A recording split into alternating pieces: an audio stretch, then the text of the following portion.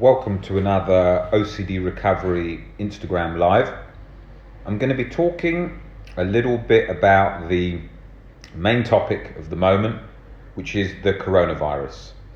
So I've been covering on here quite a lot of posts about the coronavirus because obviously the virus brings about with it a lot of triggers relating to anxiety and situations that are going to impact anxiety. So first of all, you have a coronavirus that is that's obviously growing pretty fast, and like with most things in life, people don't tend to know much about a subject of something until they look into it quite a bit. And I'm certainly not an expert on coronavirus, that's for sure.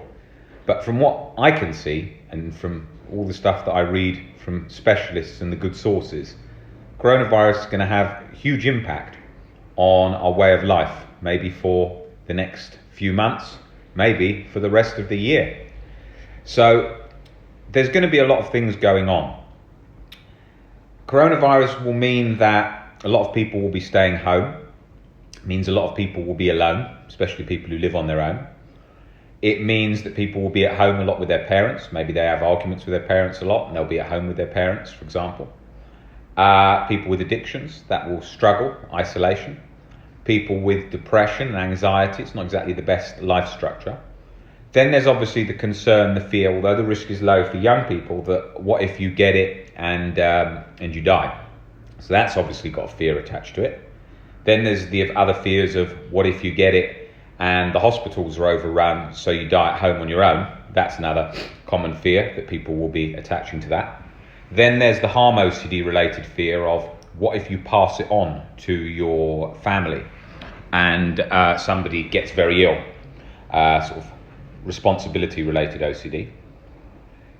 Then there's the contamination element, all to do with the hand washing, although they're covering hand washing massively as being a very important part of the process, which it is. I don't want to discourage hand washing at all. It's a very important thing with the coronavirus. It's mainly spread through breathing and being in close distance with people, mainly through in the house, through people that you're living with, rather than the community spread. It's more at home, so coming from the community to the house. So it's very important that people are careful with sort of social distancing and those kind of situations, and realizing that the contamination element of washing, although we have to be very cautious, maybe we make a mistake, maybe somebody does get ill, maybe it's our fault. Maybe, all those kinds of things. Going into that uncertainty, not knowing, because otherwise it's going to cause a lot of complications for a lot of people with contamination OCD. So then you've got the contamination OCD, you've got the existential element where people feel like it's the end of the world, which isn't the end of the world, but it will certainly bring with it some very difficult challenges. I imagine the coronavirus will have a huge impact on both people's lives and the economy in a huge way. And those kind of situations will be quite daunting for people who haven't experienced those situations firsthand. You only have to look at the way that people react in Italy, for example, and versus in the UK. And because they're in it right now, they feel it a lot more. As it starts moving towards the UK, people feel it more there.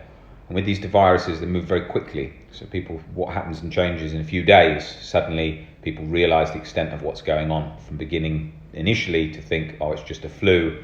It's certainly not a flu. Now, of course, people will get anxious. It's not a reason to be panicked. It's a reason to be strongly concerned, to make sure that you make the right decisions, so that you do the appropriate things to prevent your family and so on from getting the coronavirus.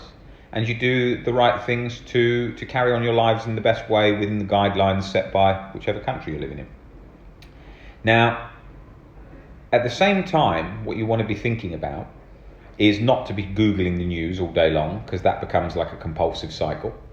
Not waiting for it to be over, because it might take a while for that.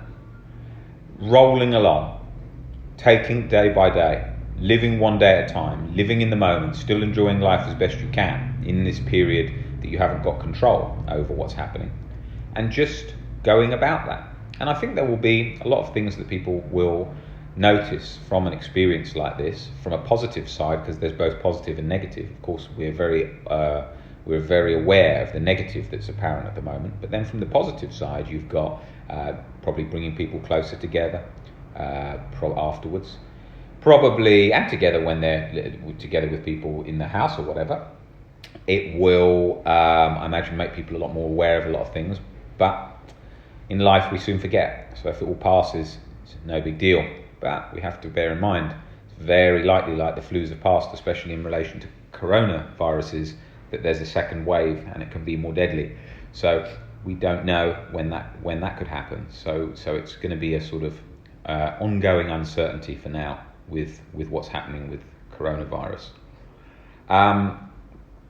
I think that what you want to be looking at is you want to be thinking about how you jump from A to Z in panic. Now, for a long time, as I've often said to people see on this account and follow me, is that thoughts are just thoughts is something that's mentioned with OCD constantly. And I often say it's an important part of the OCD recovery process, but it's by no means all of it. Absolutely by no means all of it. Especially in a situation like this, where you've got OCD intrusive thoughts. If you just go thoughts are just thoughts, you'll be like, well, it's real out there. There is a real threat. There's this coronavirus. That is scary and that's real. That's what you're going to think. So you need to dispute the irrational beliefs. What are the things you're scared of? Well, things that people are scared of are, people don't tend to be scared of them dying with a risk of sort of 99.8%. They're not going to die, but with OCD gets in on that point too. That's one part of the problem. The second part is that they are. Let me just get a charger. 1 second. The second part is that they are not particularly. They may be concerned about passing it on to somebody else. Most of the things tend to be fear of themselves, mainly like sort of. If these fears tend to always be related to death or getting injured or something like that. There's some kind of horrible such pain or the position of dying. So obviously, as somebody's working more towards acceptance of death and being at peace with death, that gets under it. I mean, the threat of a coronavirus is no difference to anyone who's living in a war zone most of the time, or somebody who's living just in day-to-day life, maybe driving a lot regularly or engaging in a different sports. There's all elements of risk. The general flu has got a lot of risk. So there's risks all the time. Risks of, I mean, obviously more people die of suicide at the moment each year. More people die from car crashes. More people die from the general flu. Different countries, mortality rates vary. So acceptance of death obviously gets into that in a big way. The other things that do that are, one sec, let me just get this fucking charger working over here. 1 minute.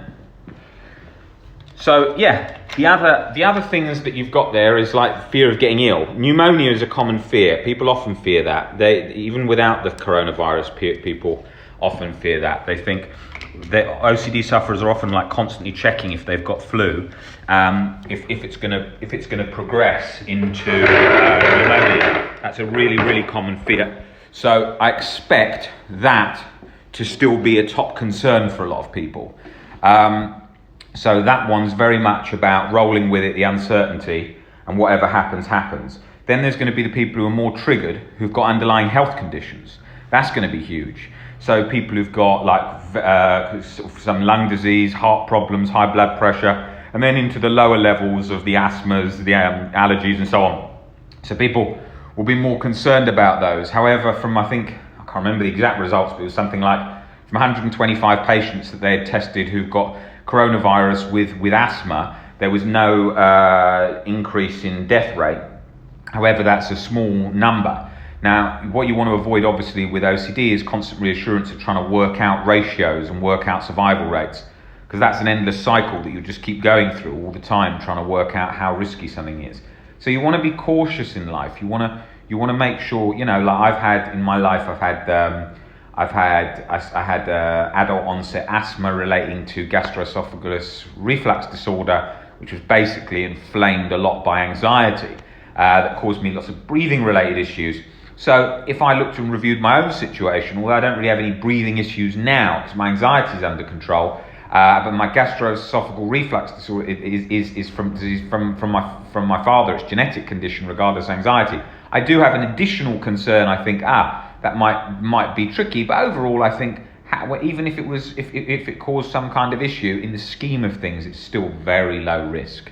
But also, if I was getting more anxious, I am at a position where I'm accepting of death. I wouldn't really like it. Imagine I'd be quite anxious if I knew it was going to come in 24, 48 hours. Only until you're in that situation, hard to say, but imagine you would be. I don't think even the most peaceful people in the world, in the last bit of life, they probably tend to be quite anxious. But if it's a way off, or even in a not so distant future, people are a lot more at peace with that.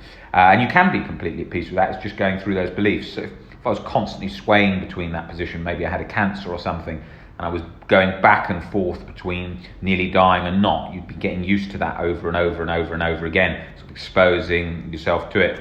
And so it'd be a different thing, or a terminal cancer coming along, that kind of situation. So I don't know how I would react in that situation, but obviously acceptance gets under all of it. And the same with fears of pneumonia, fears of anything, fears of family dying. That's again learning to see that rationally. And all the compulsions that will go on, checking the news, washing and so on. So we need to be aware of all of those things because they're a large part of the journey which we will be going through over the next period. Now, let me just have a look, see if there's any questions. Please do an Instagram live on suicidal OCD. I'll do that on a specific other Instagram live all on that topic.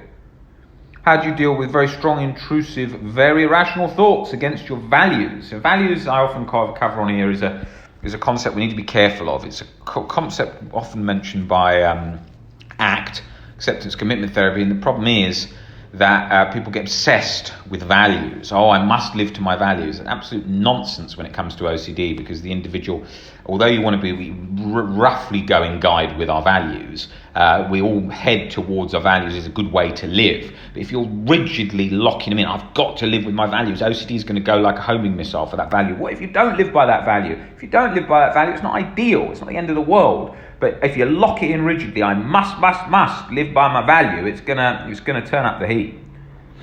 So be cautious of that one.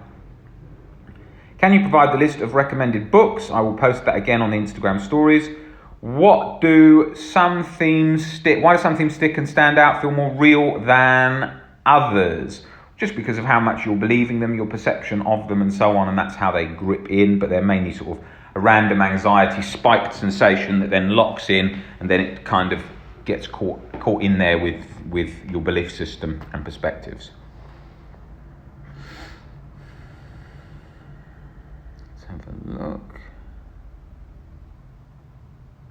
Well, how to draw a line between what's OCD-like behaviour and what's coronavirus? It's going to be tricky. You have to go with a rough idea of what your family and other people are around and try and stick to that as best you can. Okay, guys, I think let's speak next time on more question and answers in a lot more detail. I want to just come on here and speak on the coronavirus, give you some background on that. This video will be uploaded to YouTube, so you can watch the whole thing from the beginning, all about the coronavirus. Thanks, guys, for watching that, and I will see you back on here very soon. All right, guys, see ya.